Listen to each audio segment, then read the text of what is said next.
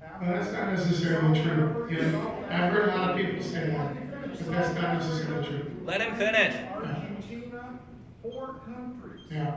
have explosive growth in corn and soybean production to Mhm. make up what we're missing. Yeah, but chances are over the long term, they're gonna realize we're the most reliable customer and we're the best producer. Hang on. And so I think we'll get some of those markets back. We love, One we, individual, okay. one Yeah, I individual know. will go in But he's and the take the president. role of king. He's the president, sir. He's not He a king. negotiates trade. He's a president. No, he negotiates trade, he's following the Constitution. He's doing his job. Not a good And deal so- for us. And so, we would have lost half of our soybean market to China anyway, because they had half their hogs killed. So let's not over-dramatize that.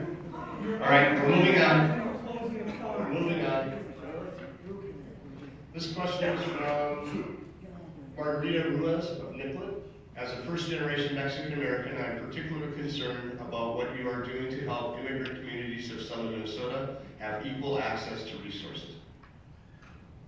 Okay, who asked that question? Margarita Ruiz? Yes, ma'am. Specifically, what do you mean about that? Access to resources? How are you helping them be able to get on programs that everyone else has access to? Well, you have the same access as everyone else, but how are you being blocked? I wanted to hear your perspective on how you're helping. Well, I'd say if you feel like somehow you don't have access to certain programs and they're federal programs, please contact my office and we will help you. And if you have other people that are having issues with the federal government, Carol Stevenson, our district director, and others will help you. That's why we're here. Tim Walz, when he was congressman, he had people doing the same thing. So whoever's in Congress will help you. Be happy to do that. If you have problems with state administered programs, there are people like Representative Munson, could be Senator Friends here, maybe Representative Considine, someone of that nature. Who's it, Mr. Brandt, Jim Brandt, in here with Jeff. So, yeah, others could just help you. But unless you have a specific point. Hey, there it is. Oh, yeah. Okay. Hey, Jeff. Climate that is inclusive for Mexican Americans who might feel targeted by our current culture and political. You mean the people that are here legally? Self-demonized. Yeah. Yeah, I mean my students in classrooms. If anyone's here, and they're legal, they should have access to programs just like everyone else. So if you're having any issues, I contact folks. Go ahead. Okay, we're gonna move on to the next question. There's what. We're moving on to the next question. She asked her question and was answered. She didn't have to offer anything more. I do echo the sentiment that Yuri has to say. I have been a target of racial discrimination in my hometown, and I want to know what you're doing to make everyone feel included in southern Minnesota as well. There are lots of people that I know who do not feel comfortable coming to your office to get Oh, help come on. that you are supposed to provide. Come on, that's over the top. What are you doing to make That's people over the top, feel Eric. represented? You know what? No, don't do that. Our people are very professional and they'll help anyone. It doesn't matter whether they're voted for us or not. So, and so we're all citizens. We all have access to the same things. I agree. Everybody should be part of one family. I think one of the things that could be done would be not to minimize her comments here and not to ignore her. She feels them and they need to be validated. She asked me if she didn't have access to programs, and I said if she didn't have any access to What programs. are you doing? What am I doing? I said, don't minimize. Yeah, I'm trying to make sure that we have a country that's moving in the right direction and that everybody has equal opportunity and those types of things. But not necessarily equal outcomes, but equal opportunity. We want to have an economy that functions, where businesses can thrive and people can have high wage work. We want a government that has a strong military so we can defend our country and project great American values around the world. We want secure borders so we have a system of legal immigration, and we need to defend the Constitution of the United States and our basic personal rights, including the right to life, the right to bear arms and the right to religious freedom.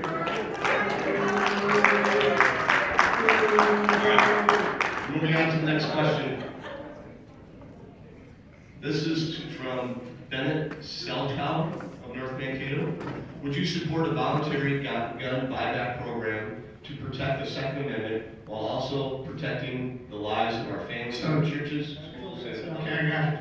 So first of all, let's just get it on the record. I support the Second Amendment and the right of law-abiding citizens to keep and bear arms for lawful purposes. Any question? That's my position, all right? The second, a voluntary buyback program, well, we have them now. If people have firearms and they want to sell them and send them into the government somewhere, they can.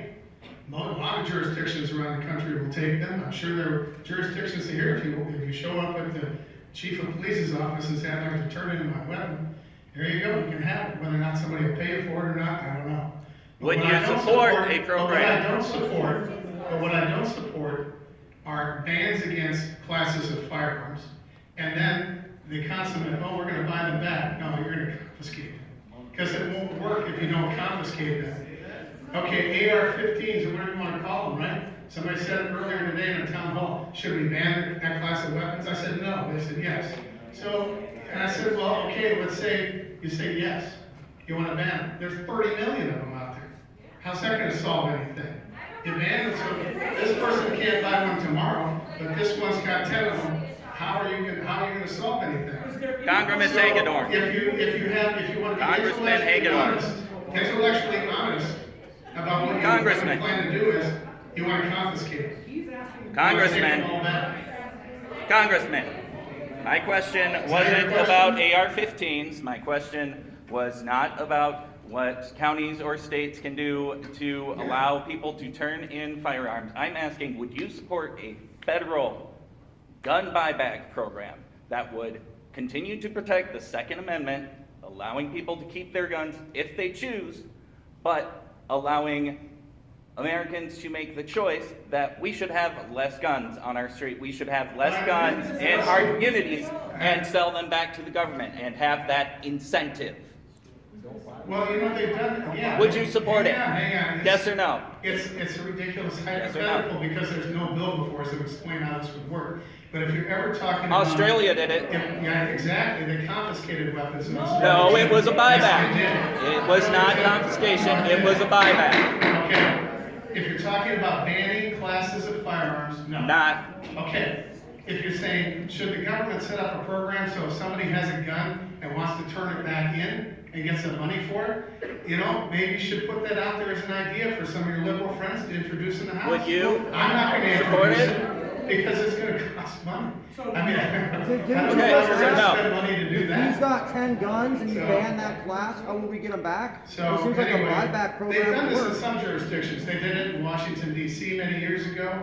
And you know, people did, they brought up the firearms they had no use for, couldn't work anymore. They'd give them, take $100 and they'd go buy a new one. I mean, some of these things are silly.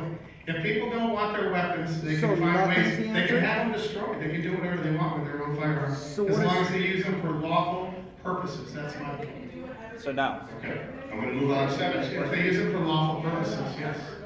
Lawful purposes. Yes or no? All right, let's move on. The next question is from Leah Hansen, North Mankato. You voted against HR 4. Oh, we already discussed that one. Okay. Next question. That's the elections bill, I already We answered. already discussed HR 4. What do you think about, this is from Jared Spillman of Cortland. What do you think about 4 lanes to South Dakota for Route 14? We've already discussed Well, that. that's, actually 4 lanes to South Dakota. So that wasn't the original plan. You know, maybe 4 lanes to, let's get to Sleepy Eye and then let's work to Springfield or wherever we're gonna work over there. But, South Dakota would be nice. I think it would help that part of rural Minnesota. But I think we need to focus on the plan at hand. I think the representative and others would get it from Nicollet to New Ulm, right? Isn't that where we are? So we'll focus on that for now. Okay, next question. This one is from Kate Martins of St. Peter. Given this district's significant role in the Native American history, how do you propose to address the issue of missing and murdered Indigenous women?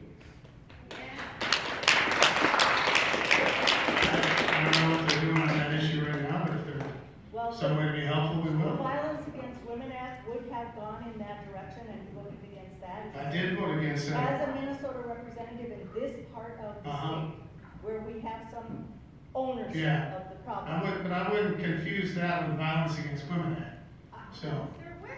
They are women and they need protection, and that goes a long Yeah. ways toward protecting. here's why I wouldn't confuse the two.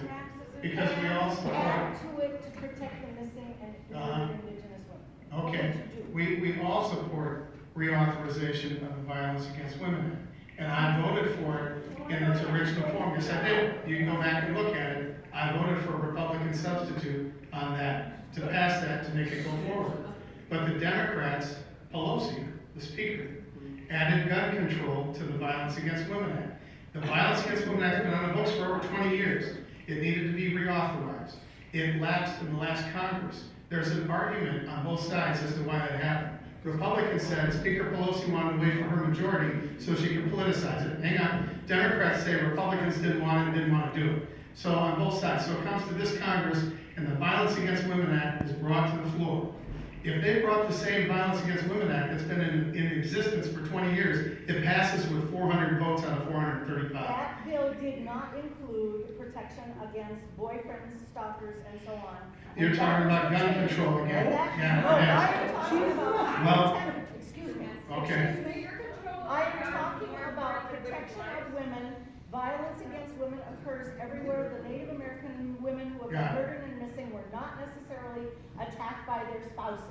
This is not an issue that is a domestic issue. It does require attention, and it is going to involve weapons, because Yeah. that is the Well, assault. I can tell you this, if you want the Violence Against Women Act reauthorized, Yes. you're going to have to get it through the United States Senate. Which would be very interesting, because Speaker McConnell has said that he will not bring any bills forward. No matter what Speaker Pelosi negotiates with him, he will not advance any bills to the floor of the Senate. Well, that's not true. They just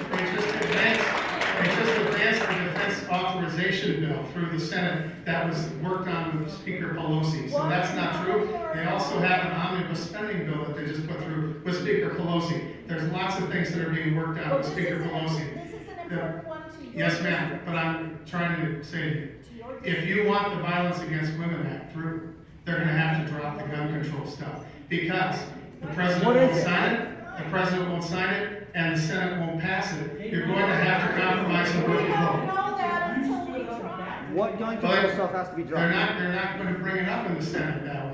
They're going to tell them if you want, or, you know what they're gonna do, they're gonna send it back to her without it, and then we'll see if she brings it up. Now, excuse me, it's called compromise. The Democrats have the House. The Democrats have the House. But they don't control the way things are. The Senate is controlled by the Republicans. The president is a Republican. You need the Senate and the Republican president to get it through. If the speaker won't compromise, it isn't going to happen. Why does And what that's the same Senate thing- might do and that's the affect same your thing- vote? That's the same thing. That's the same thing on prescription drugs, same thing on everything else. It's my question, okay? My I've answered the question question. is, how are you going to address I've it? answered If the we question. are going to wait until everybody falls in line, nothing is going to No, I, happen. like, What are you doing? ma'am, she brought this to the floor like 8 months ago. If you want it passed, she brings it to the floor as a clean reauthorization, it gets passed in a week. What are you doing? This isn't, with we're this? gonna move on, question's been asked and answered. Okay, this one is from Harold Reed of North Mankato. HR 2382, USPS Fairness Act. Have you co-signed this bill? If not, why not? The other 7 Minnesota representatives have co-signed. So go ahead and remind me what your bill is, we've talked about this briefly before. Many years ago, the Congress decided that, post office needs to have more money in their retirement fund. So they charged the post office $5 million a year to have us catch up. The only problem is, we're already caught up. So, there's no company in America or in Europe that has to do this. Not one company has to get their retirement bill so big. I don't know what all that money's doing, but it's not doing anybody any good. But all the congressmen so far have, signed on the bill to get rid of the prepayment, pre-funding. We would be, like $20 billion ahead since 2013 if we didn't have free funding. Okay. We cannot. We only get money from stamps. There's no way we can afford to pay this on ridiculous funding bill. So we're asking to let us get back so we can spend some of our money on making the postal service better. But we're always behind the 8 ball. We owe $48 million to the government. If the government decided we want that money, the postal service would disappear. And sometimes we wonder, but anyway, you know, I'm appointed from my letter carriers to be a liaison, political liaison. They're waiting for an answer, so I can't quit until you give me an answer of why you want to sign on to this bill. Yeah, we talked about one other time, and maybe it was just I dropped the ball on it, I'll be honest with you. So I'll take another look at it, and if we can, we'll get on the bill on Tuesday when I get back, if I'm that's going okay. to give Carol this That'd be package, good. so it's got a lot of information. Okay. We'll call you on Tuesday and let you know if we're on, I'm sure we will be, all right? All right, it is. Good deal. I got 3 phones, so I'll be waiting. Thank you. It's 1:55. We have time for one more question. Okay. All right. This one is from Yui Hong of St. Peter. You have stated that the economy is working well on the basis of low unemployment, but many of those jobs are low-wage jobs. What are you doing to ensure that the jobs available are safe and paying a fair and livable wage? Many of the jobs are high-wage jobs. I think you have it backwards. If you talk to people when they get out of truck driving school, they're making 75 grand. Talking to welders making 50 plus. You're talking to technicians. You go down to Snell Motors and ask them, who makes more money, the technicians or the people selling the cars? And they'll tell you the technicians. There's really, really, really good paying jobs out there for folks that want to do labor and do skilled labor. And that's one of the reasons we're so hot on this bill with Jeff Van Drew. And the economy is actually very strong, and there are more jobs available right now than there are people to fill them. There are a lot of people who have jobs and are working more than one job who are not actually making enough money, who are not in those fields that you're talking about, who are not making enough money to get by, to feed their families, who are working and on SNAP. And your support of President Trump's revisions to the guidelines for SNAP encourages even more. Doesn't affect them. More people. No, it doesn't affect, you're incorrect, ma'am. Afford to feed their families. Yeah, hang on, the regulations on SNAP that Excuse me, sir, you had your chance to talk. Okay, I'm trying to There are answer a your lot of question. people whose experience of the economy is different from what it looks like on paper, because the economy is not measured based on how people are actually living their lives. It's based on things like stocks, the number of jobs, not the quality of jobs. There are a lot of people who are living really close to the poverty line, Okay. and their experience of the economy is not the same as stockholders' experience of the But economy. they still have a smartphone and fake nails and their hair done. Bullshit. I've seen all the Here's your, I'll just answer this one. Let you make your speech. Okay, we have a disagreement, you think everybody's in trouble. I think people are in a good spot. If you're ever not doing well now, now's the time when you have opportunities, because the economy is expanding and people can move into different jobs and do fine. Hang on, I just want to answer your point. You said that the food stamp regulations that came out of the Department of Agriculture, President Trump and Secretary Perdue, that they were going to affect these people that had kids and so forth. Wrong. That's incorrect. They only affect able-bodied adults that do not have dependent children. Able-bodied adults. Now here's the deal, and I've been for this for 40 years.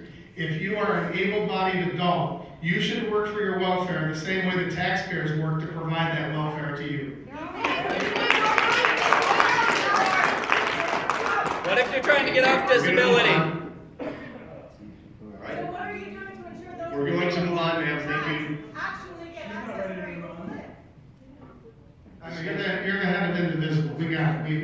I know you don't like me, so We're moving on now. Thank you. I want to hear the answer.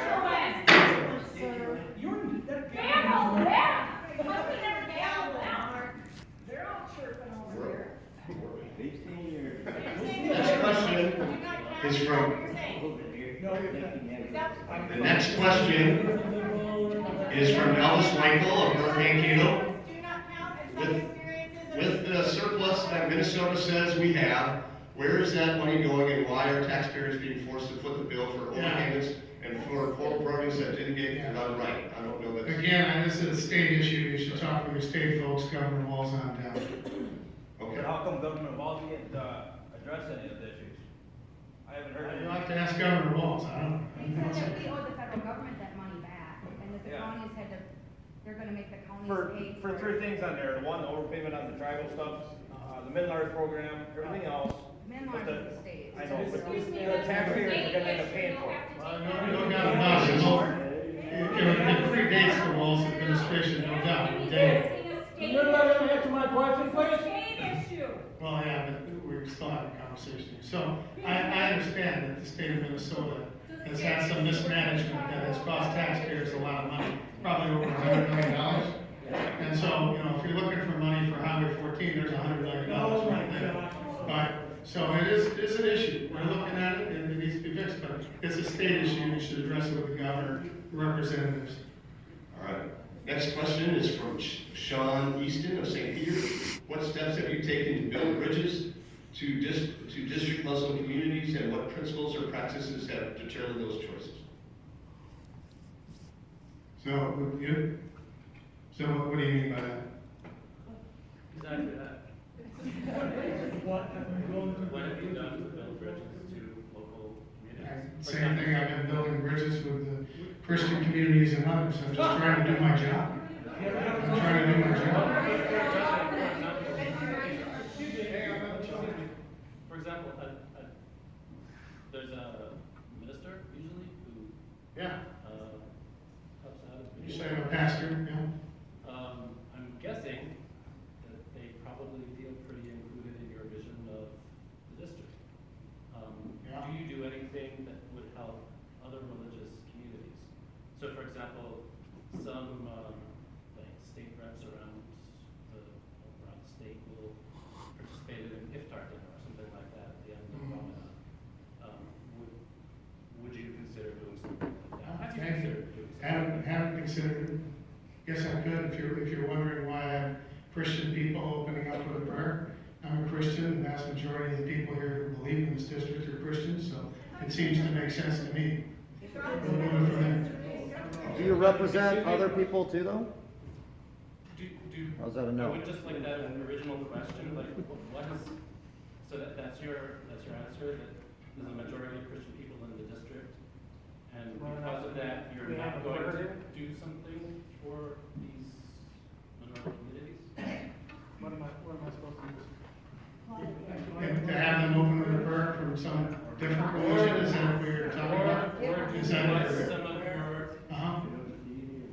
other representatives in at least the state house do, which is reach out and go to their occasions or invite them to yours or something like that, some sort of bridge building kind of thing. I've met with folks that believe in those types of things. They come to my office. We've had discussions, you know, how to work with Could the you community. talk a bit about those? Why? What's there to talk about? We just had a dialogue. With- You know, everybody, they're all citizens. I'm not into this identity stuff, all right? I'm not an identity politics guy that looks at people as different groups. They're citizens. They help. They want to talk with me. That's great. I mean, I don't know what to say. All right, we're gonna move on. The next question is Everybody's all hung up on. Next question is from Dr. Darson Donald of St. Peter. It is clear that extreme weather events are occurring and increasing in frequency, that this affects your constituents, such as farmers and small business owners. At what point do you decide it is better to fix the problem instead of waiting for a nearly inevitable and very costly disaster? Whose question is that? How do you want to fix the problem?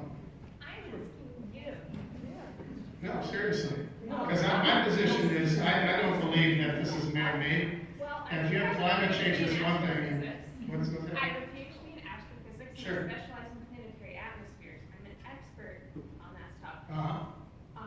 So, So how do you fix the problem? well, I'm not a policymaker. Sure you are. You're here to talk to me about the policy. You're telling me there's a big problem and it's man-made. And I'm like, how do you fix it? So, What's that now? in the first town hall, you said you had not read IPCC. Now,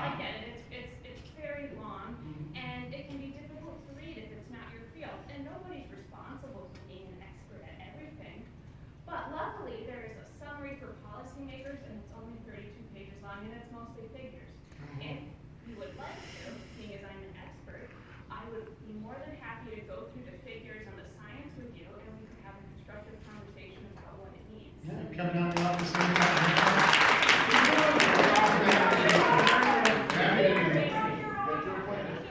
He's been banned from your office. We'll talk. Guess you're not that interested then. Well, she might have been one of the ones that were down there. What? We'll work it out. We'll work it out. You guys are working on it. So here's the thing, climate change, yes, Christ, this is climate change, we got that.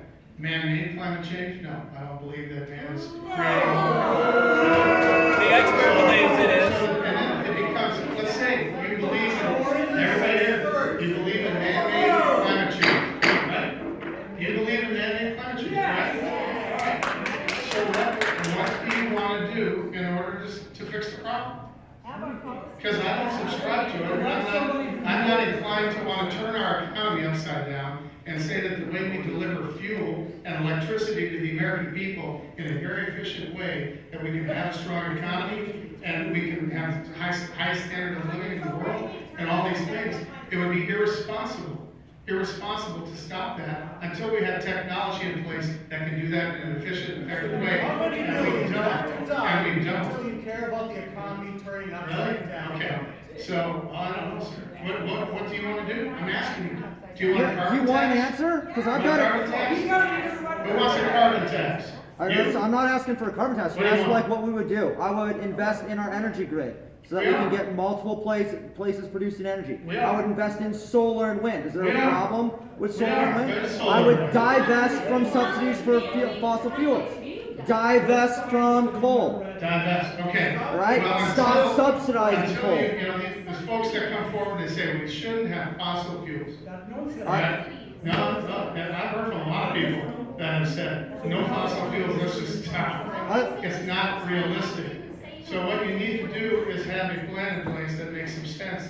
Right now, there's no battery storage technology that can efficiently and effectively capture the energy that you need in order to deliver baseload power. You need fossil fuels to do that. It would be completely irresponsible to project to people that you could pull that off now.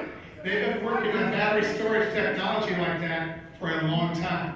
Obama invested billions of dollars into that, and we're still at a point where to make the batteries, you need more fossil fuels than you're ever going to capture in the battery, all right? And that's the truth, it's true. And if you want windmills and solar, and it doesn't, by the way, I'm for all the above, it doesn't mean I'm not for windmills and solar, any more than if you say you're for renewables, it shouldn't mean you're against fossil fuels. But if you want windmills and solar, where are you going to get the copper and the other stuff that goes into that, those rare materials? Mining. Who's for mining in northern Minnesota here? I am. But that's what you need in order to do that. That's not true. That's exactly, yes, it is true. I don't know where you're thinking. I don't know where you're going to get these materials if you don't go mine for them. You're not going to get them. And then you have people that say, hey, you know what, these coal-fired power plants, they emit too much. We should do something about that. As a first step, let's at least move to natural gas. Not as efficient because it should be used for peak power, not base load. But we'll do it anyway to get rid of coal. Who here is for fracking? Come on, who's for fracking? I am. Because without fracking, there you go. Without fracking, you don't get the oil and gas. You don't get the abundant gas at the lowest historical prices possible that can compete with coal. Now, there are other people that go, what about the battery cars and things like that? Even though a lot of the battery, when you power it up, is coming from coal and these other things that you don't like. But let's just say, let's have battery-operated cars. Good idea? They're available now. Who here drove here in a battery-operated car? They're all out there. Not hybrids. No. All battery power. Well, let's go follow this guy out and see his car on the way out. I'd be very suspicious. It'll be interesting. Very few. They don't work too well right now. The technology hasn't gone up to where we need it. Why These are not? the types of things that have to happen. And it will We've happen. had at some battery point, cars for hopefully. 40 But until years. that happens, it's irresponsible to promote these Green New Deal ideas that are going to destroy our economy and drive up the price of every product and service in our economy because everything is tied to energy. talking. The Every last thing that we have, destruction of our way of life, the Okay. climate crisis will That's destroy our just economy. Our time together, I want to thank everyone for coming today. Congressman, do you have any further closing comments that you? Yeah, I'd just like to say that we have a couple of officers here, including the chief of police, and we really appreciate our law enforcement officers. A lot of stuff has happened this last week across the country where we see how dangerous their jobs are and how difficult it is. And so we have appreciation for our police, and we always have your back, so the officers in the back. Thank you, everyone. Thanks for coming out today. Have a safe drive home, and thank you to